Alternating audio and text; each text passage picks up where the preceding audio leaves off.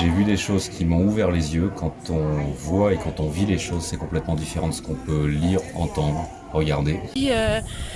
C'est un voyage que je pense qui restera à jamais dans ma mémoire, puisque Pas de possibilité de se déplacer, pas de possibilité de se rendre visite entre les familles.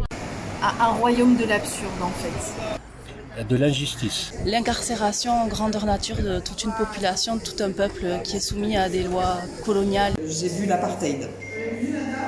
C'est quand même incroyable qu'à l'intérieur d'un pays qui doit être libre, il y a des drapeaux israéliens.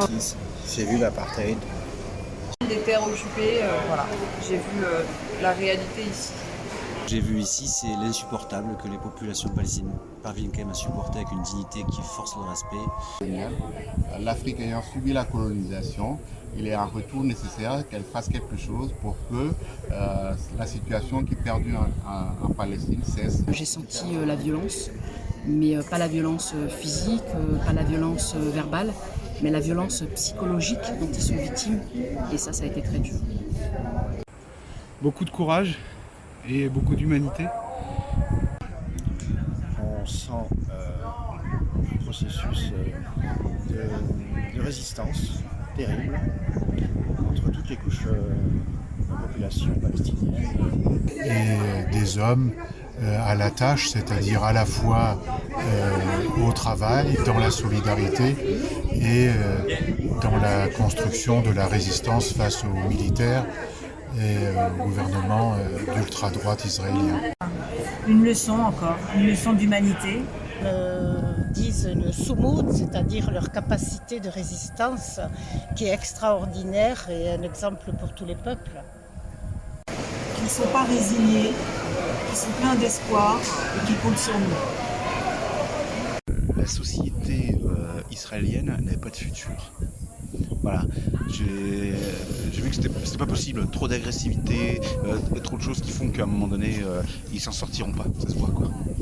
Pour moi, c'est vraiment incompréhensible qu'on puisse laisser des peuples dans cette situation. Connaissance de ce conflit qui malheureusement est de plus en plus oublié, et là-dessus on a tous un rôle à jouer à notre niveau.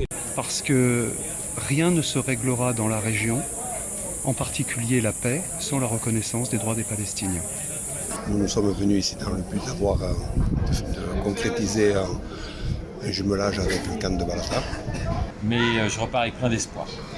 L'espoir et cette jeunesse qui regarde vers l'avenir. Que la cause palestinienne redevienne un enjeu majeur mondial, un enjeu de paix, puisqu'il n'y aura de paix ici que quand il y aura deux États, un d'Israël et un de Palestine. Oui, la paix sur ces territoires ô combien chargés d'histoire. Je suis Louis Lamado, très jeune, j'ai 79 ans. Qu'est-ce que j'ai vu? J'ai vu un peuple que certains voulaient mettre à genoux, qui est parfaitement debout, plein d'espoir, chaleureux, et qui croit en l'avenir, qui a besoin de notre soutien, on l'apportera. Cette gentillesse, cette chaleur et cet espoir, ça fait chaud au cœur. Et il fallait être ici, effectivement, pour se rendre compte à quel point l'occupation crée des traumatismes. Aller dans un village palestinien, de réfugiés palestiniens, voir le mur qui traverse le village, ça fait mal aux tripes, quoi. Mais un jour, le peuple palestinien vaincra.